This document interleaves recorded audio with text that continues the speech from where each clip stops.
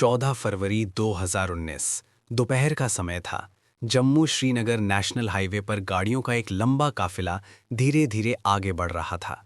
सब कुछ सामान्य लग रहा था, लेकिन अगले कुछ ही सेकंड में जो हुआ उसने पूरे देश को हिलाकर रख दिया। एक तेज रफ्तार कार अचानक उस काफिले के बीच घुसती है और फिर एक भयानक धमाका, धुएं का गुबार, चीख पुकार और सड़क पर बिखरी हुई जिंदगियां। ये था पुलवामा हमला। लेकिन सवाल ये है, क्या ये सिर्फ एक अचानक हुआ आतंकी हमला था, या इसके पीछे महीनों, शायद सालों की एक गहरी और खतरनाक प्लानिंग छिपी हुई थी? आज हम उसी सच को समझने की कोशिश करेंगे। पुलवामा हमले के पीछे की असली योजना। पुलवामा हमला सिर्फ एक विस्फोट नहीं था, ये एक सुनियोजित ऑपरेशन था जिसे अंजाम देने के लिए कई स्तरों पर तैयारी की गई थी। इस हमले की जिम्मेदारी आतंकी संगठन जैश-ए-मोहम्मद ने ली, लेकिन किसी भी बड़े हमले की तरह ये भी केवल एक संगठन का काम नहीं होता। इसके पीछे एक पूरा नेटवर्क काम करता है। इस हमले का मुख्य आत्मघाती हमलावर था आदिल अहमद डार, जो कश्मीर के पुलवामा जिले का ही रहने वाला था। अब यहाँ से कहानी और ज़्यादा जटिल हो जाती है। आदिल कोई अचानक आतंकी नहीं बना था, वो धीरे धीरे कट्टरपंथ की तरफ बढ़ा। रिपोर्ट्स के मुताबिक 2016 में बुरहान वानी के मारे जाने के बाद कश्मीर में जो माहौल बना, उसने कई युवाओं को प्रभावित किया और आदिल भी उनमें से एक था। लेकिन सिर्फ विचारधारा काफ़ी नहीं होती। एक इतने बड़े हमले को अंजाम देने के लिए ज़रूरी होता है संसाधन, ट्रेनिंग और सटीक योजना। सबसे पहले बात करते हैं इस हमले के सबसे खतरनाक हिस्से की, विस्फोटक। जांच एजेंसियों के अनुसार इस हमले में लगभग 250 से 300 किलो तक विस्फोटक का इस्तेमाल किया गया था। इसमें RDX और अन्य हाई एक्सप्लोसिव सामग्री शामिल थी। अब सवाल उठता है, इतनी बड़ी मात्रा में विस्फोटक आया कहां से? जांच में सामने आया कि इस हमले के लिए विस्फोटकों को अलग अलग हिस्सों में लाया गया था, ताकि किसी को शक न हो।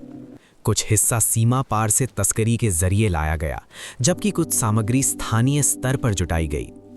यानी ये एक दिन या एक हफ्ते की तैयारी नहीं थी, ये एक लंबी प्रक्रिया थी। अब आते हैं उस कार पर जिसने इस हमले को अंजाम दिया। ये कार एक साधारण वाहन नहीं थी, इसे एक मोबाइल बॉम्ब में बदल दिया गया था।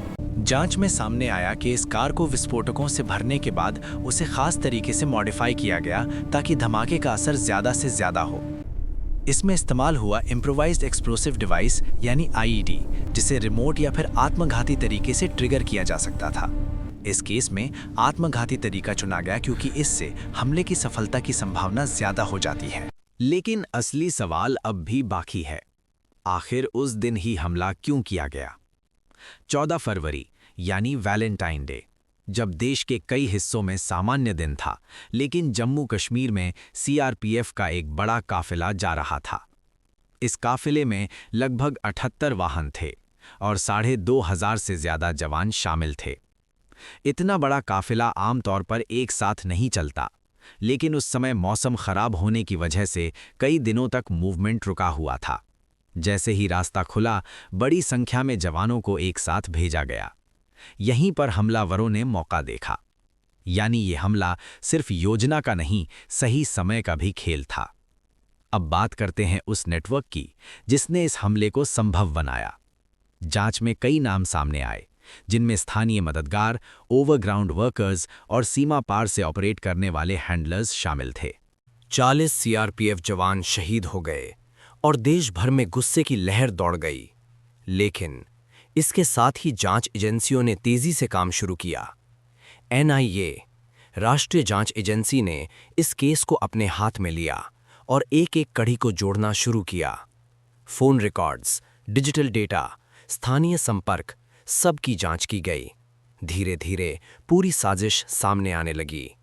जांच में ये भी सामने आया कि इस हमले के पीछे पाकिस्तान में बैठे आतंकी हैंडलर्स का सीधा हाथ था। जैश-ए-मोहम्मद का सरगना मसूद अजहर लंबे समय से भारत के खिलाफ ऐसी साजिशों में शामिल रहा है। पुलवामा हमले के बाद भारत ने भी जवाबी कार्रवाई की। 26 फरवरी 2019 को भारतीय वायुसेना ने पाकिस्तान के बालाकोट में एयर स्ट्राइक की। इस ऑपरेशन का मकसद था आतंकी ठिकानों को नष्ट करना और ये संदेश देना कि ऐसे हमलों का जवाब दिया जाएगा। ये भारत की रणनीति में एक बड़ा बदलाव था। लेकिन अगर हम इस पूरी घटना को गहराई से समझें तो ये सिर्फ एक आतंकी हमला नहीं था। ये एक चेतावनी थी कि आधुनिक आतंकवाद कैसे काम करता है। ये अब सिर्फ बंदूक या बम का खेल नहीं रहा, ये नेटवर्क, टेक्नोलॉजी और मनोवैज्ञानिक प्रभाव का भी खेल है। सबसे खतरनाक बात यह है कि इस तरह के हमलों में स्थानीय युवाओं का इस्तेमाल किया